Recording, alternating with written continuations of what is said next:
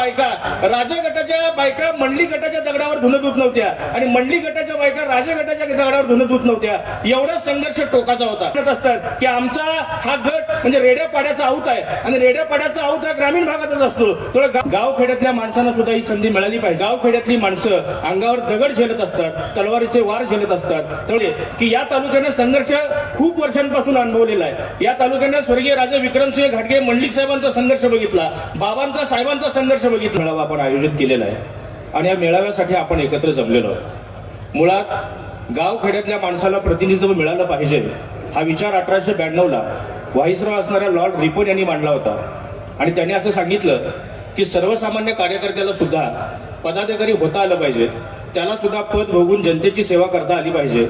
म्हणून 1892 साली Lord रिपननं British काळामध्ये स्थानिक स्वराज्य संस्थांचा कायदा आणला आणि पहिल्यांदा मुंबई नगर परिषद आणि त्यानंतर मद्रास नगर परिषद स्थापन झाली आणि शहरी भागातल्या काम करणाऱ्या, नेत्याला बळ देणाऱ्या, पक्षाची भूमिका मांडणाऱ्या सर्वसामान्य माणसाला मी सुद्धा पदाधिकारी होऊ शकतो, मी सुद्धा अधिकारी होऊ शकतो अशी स्वप्न पडायला लागली.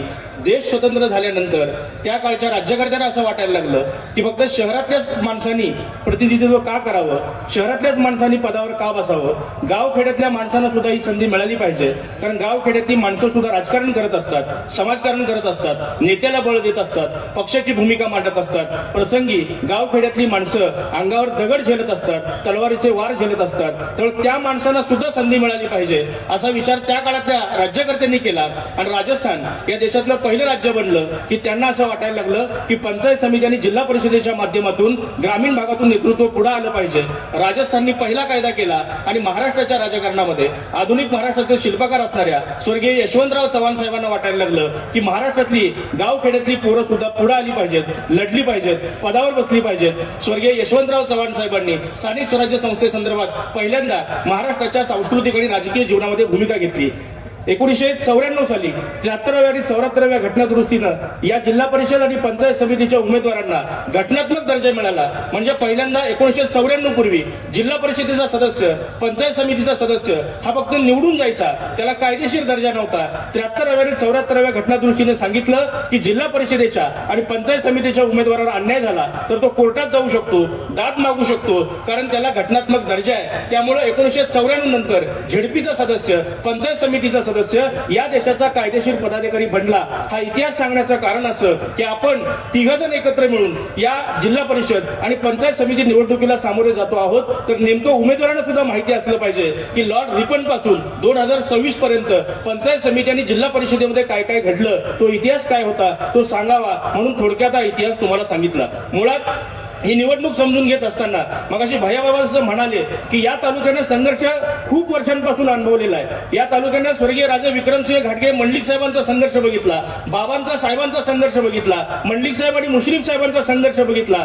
या संघर्षामध्ये कागल तालुक्याच्या राजकीय पटलावर 9 जणांचे खून झाले, म्हणजे 9 बायका विधवा झाल्या, कुणाचा मुलगा गेला, कुणाचा भाऊ गेला. त्यामुळं 9 लोकांचे खून या तालुक्याने अनुभवलेले आहेत. हे रक्तपाताचं राजकारण संपलं पाहिजे, हा संघर्ष थांबला पाहिजे, इथं संवर्धाचं राजकारण सुरू झालं पाहिजे, शांततेचं राजकारण सुरू झालं पाहिजे असा विचार या तिन्ही नेत्यांनी केला आणि तिन्ही नेते एकत्र आले आणि कागल तालुक्यातला राजकीय संघर्ष यांनी संपवला. याबद्दल सुरुवातीला मी या तिन्ही नेत्यांचं कोल्हापूर जिल्ह्याच्या वतीनं आणि महाराष्ट्राच्या वतीनं मनापासून अभिनंदन करतो. कारण जिथं जिथं संघर्ष आहे तिथं तिथं माणसाचा, व्यक्तीचा आणि समाजाचा विकास झाला नाही. जिथं जिथं शांती आहे तिथं तिथं समाजाचा विकास झाला. अगदी राणी निलुतीपासून, गौतम बुद्धापासून, महावीरापासून ते संत चळवळीपर्यंतचा सगळा इतिहास बघितला तर जिथं जिथं शांती नांदली तिथं तिथं माणसांचा आणि समाजाचा सर्वांगीण विकास झालाय. कागल तालुक्यातला संघर्ष संपून कागल तालुक्यामध्ये शांतता नांदणार असेल, कागल तालुक्यामध्ये संवर्धन नांदणार असेल आणि समाजाचा सर्वांगीण विकास होणार असेल तर या तिन्ही जणांनी केलेली युती अत्यंत संयमानं आणि अत्यंत विवेकानं सर्वसामान्य कार्यकर्त्यांनी स्वीकारली पाहिजे असं माझं स्वतःचं मत आहे.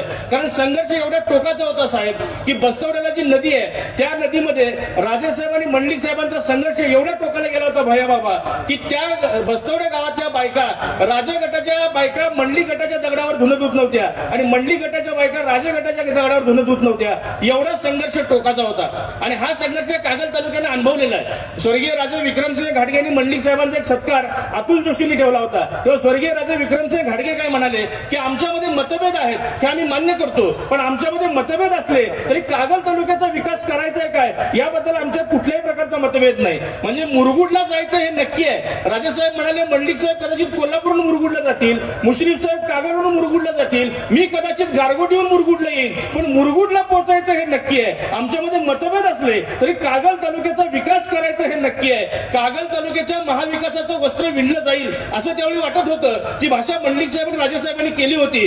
दुर्दैवाने कागल तालुक्याच्या महाविकासाचं वस्त्र विणण्यासाठी ते एकत्र येऊ शकले नाहीत. पण आज साहेब 2026 मध्ये तुम्ही तिघांनी क्रांती केली आणि तिघांनी एकत्र येऊन कागल तालुक्याच्या राजकीय विकासाचं वस्त्र विणण्याचं काम केलेलं आहे. त्याबद्दल सुद्धा तुमचं अभिनंदन आणि तुमच्या भावी वाटचालीस मी मनापासून शुभेच्छा देतो. मुळात जिल्हा परिषदेची निवडणूक आणि पंचायत समितीची निवडणूक ही कार्यकर्त्यांची निवडणूक असते. कार्यकर्ता घडवणारी ही राजकीय शाळा असते. कारण जिल्हा परिषदेमध्ये पंचायत समितीमध्ये घडलेला जो कार्यकर्ता असतो तो कार्यकर्ता राज्याचं किंबहुना देशाचं सुद्धा नेतृत्व करतो.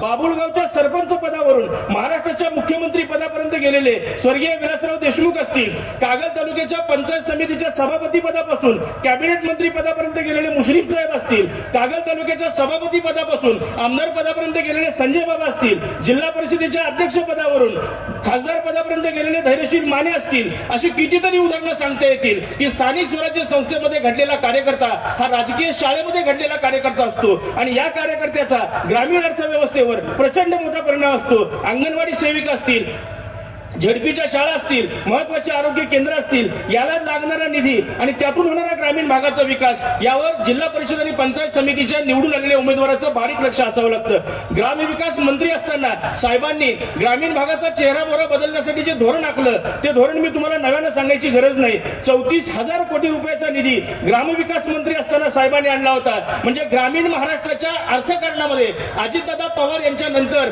ग्रामविकासासाठी एवढा मोठा निधी आणणारा एकमेव नेता म्हणजे नामदार हसन मुश्रीफ साहेब आहेत. त्यामुळे ग्रामीण भागाची या तिन्ही नेत्यांची नाळ आहे. आदरणीय राजेसाहेबांचा ग्रामीण भागाचा वावर मोठा आहे. संजय बाबांबद्दल मी सांगायची गरज नाही. दलित चळवळ असेल, जटा निर्मूलन चळवळ असेल, वाचन चळवळ असेल, सर्वसामान्य माणसाला बळ देणं असेल, हे काम त्यांनी केलंय. आणि मुश्रीफ साहेब तरी कायम म्हणत असतात की आमचा हा गट म्हणजे रेड्या पाड्याचा आऊत आहे आणि रेड्या पाड्याचा आऊत हा ग्रामीण भागातच असतो. थोडं गाव खेड्यातल्या माणसाची दुःख काय असतात, गाव खेड्यातल्या माणसाचे सामान्य माणसांचे प्रश्न काय असतात, हे प्रश्न मुश्रीफ साहेबांना जाणीवेने माहिती आहेत. आणखीन एक जिल्हा परिषद आणि पंचायत समितीमध्ये उभ्या राहिलेल्या निवडणुकीसाठी एक महत्वाचा मुद्दा काय आहे की या निवडणुकीमध्ये 52% ओबीसींना सगळ्यात जास्त प्रतिनिधित्व मिळालेलं आहे आणि महिलांना 50% प्रतिनिधित्व मिळालेलं आहे. आणि महिला राजकारणामध्ये आल्यानंतर काय क्रांती करू शकतात याचं उत्तम उदाहरण कागल नगर परिषदेनं एक महिन्यापूर्वी दाखवून दिलेलं होतं. आमच्या मानेवहिनी इथं आहेत, त्या नगराध्यक्ष झाल्या.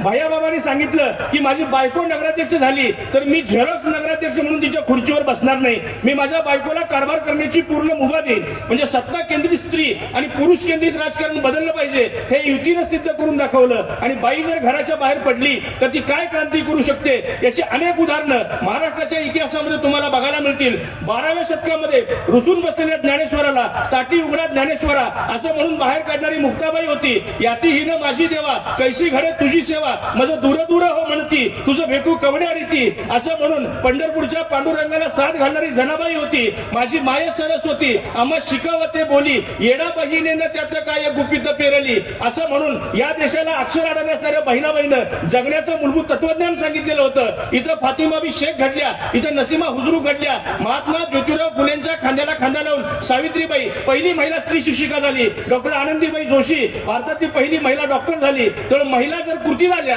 महिलांनी जर काम करायचं ठरवलं तर महिला सक्षमपणे काम करू शकतात. त्यामुळे या स्थानिक स्वराज्य संस्थांच्या निवडणुकीमध्ये महिलांना मिळालेलं प्रतिनिधित्व ही अत्यंत महत्वाची गोष्ट आहे. आणि मी इथं उपस्थित असणाऱ्या निवडणुकीला उभ्या राहणाऱ्या सगळ्या महिलांना विनंती करतो की सत्ता केंद्रित स्त्री आणि पुरुष केंद्रित राजकारण बदलून सत्तेवर बसल्यानंतर तुम्ही राष्ट्रवादी काँग्रेस पक्ष आणि भारतीय जनता पक्षाचा जो विचार आहे तो विचार सर्वसामान्य माणसांपर्यंत पोहोचवावा लागेल. या निवडणुकीमध्ये कार्यकर्ता म्हणून आपल्यावर काय जबाबदारी असेल तर 3 नेते एकत्र आलेत म्हणजे आपला विजय निश्चित आहे हे सांगण्यासाठी ही निर्धार सभा नाही तर ही युती काय योग्य आहे, ही युती कशासाठी झाली, ही युती होण्यापाठीमागची कारणं काय आणि ही युती झाल्यामुळे संघर्ष कसा संपला, ही युती झाल्यामुळे गाव खेड्यातलं रक्तपाताचं राजकारण कसं संपलं, पोलीस स्टेशनच्या केसेस कशा संपल्या, कोर्टाच्या फेऱ्या कशा वाचल्या, हे प्रत्येक कार्यकर्त्याने गाव खेड्यात जाऊन सांगावं लागेल. सामान्य माणसाला पटवून द्यावं लागेल की आता संघर्ष संपवून शांततेचं, विकासाचं, परिवर्तनाचं, संवादाचं राजकारण या मतदारसंघामध्ये आणि या तालुक्यामध्ये सुरू झालेलं आहे.